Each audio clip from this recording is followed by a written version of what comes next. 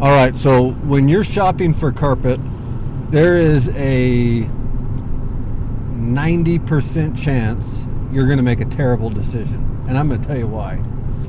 I get asked all the time, what kind of carpet should I buy? When you go to the store and you walk in, you look at all those labels, there are so many different names, Tri-X and all the different, well, I shouldn't be using name brands. I won't throw out a bunch of name brands.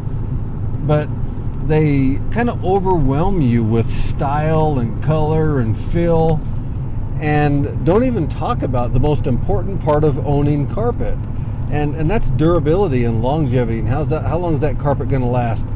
Because one of the complaints, the most common complaints that we get as a cleaning company, is that the carpet just doesn't clean up like it did, like the old carpet. Grandma's carpet used to clean up back in the 70s, 80s, 90s, even the early part of this century, and that has everything to do with the fiber content. So let's just talk real quick about that. We're going to make a fast video because you're on your way to this carpet store, or you're researching carpet and you want to make a good decision. But let me tell you straight up, there's 3 kinds of carpet that you're going to be looking at. Well, really 4. Wool is one of them that you're probably not considering, but it's a very good carpet. We'll talk about that. The other 3 are nylon, polyester, and olefin or polypropylene. They have those names.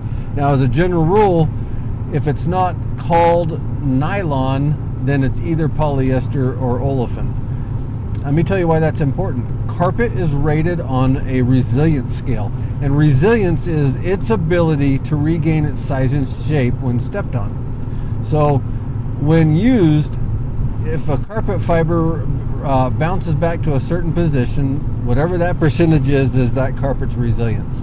So as an across-the-board number, wool is the very best, and everybody knows wool's the best carpet. Has a 97% resilience. The worst carpet you can buy it would be olefin or polypropylene. Those are recycled plastics, milk jugs, soda bottles turned into carpet. They're solution dyed, which means they're made into a liquid. They're colored, and then they are extruded through something that looks like a shower head and cooled and turned into yarn.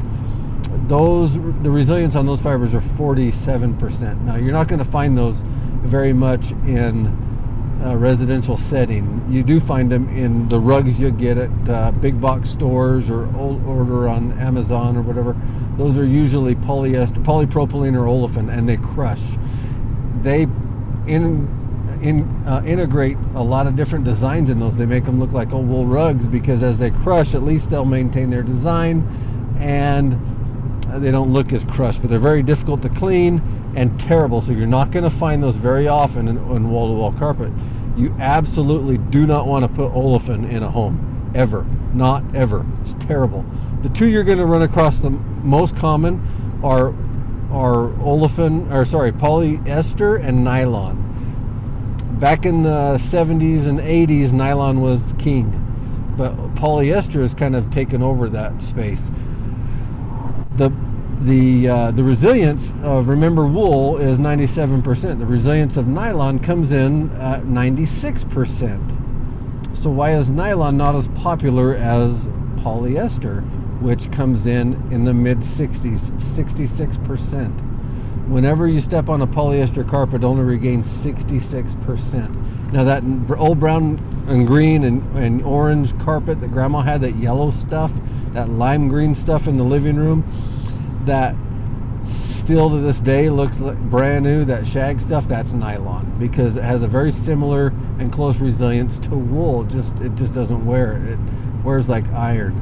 But why are they trying to sell you polyester? Well, it's this simple. The guy that sold you your grandma her carpet in 1950 died before she ever walked back into his store to buy more carpet. That's just a fact. So they want to see you more often. So, I've seen wool carpet over 100 years old in houses and still in excellent condition, clean up great. I've seen 50 and 60 and 70-year-old nylon carpet in houses that still cleans up great. In fact, nylon, you get tired of the color before the carpet wears out.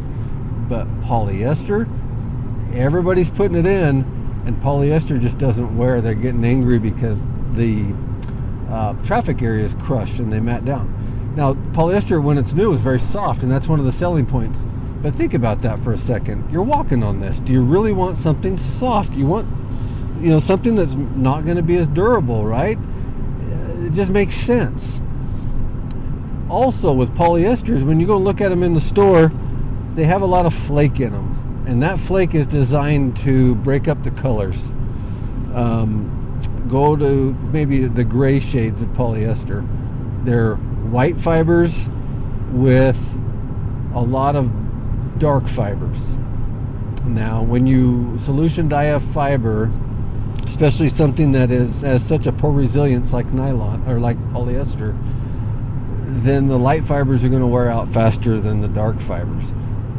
I see a lot of clients with brown polyester carpet and what look like, or what appear to be, brown dirty trails through their house. Really, all that is sometimes it's dirt, and polyester, it cleans fine, but most of the time it's the white fibers have worn, and all you're seeing are the dark fibers. It makes it look dirty. So what kind of carpet should you put in? Always it goes back to what you're wanting out of the house. If you want to replace your carpet every 3 years, get polyester. But if you're looking for a carpet that's going to maintain its visual appearance and its softness for a decade or 2 or 3, you're going to want to go nylon.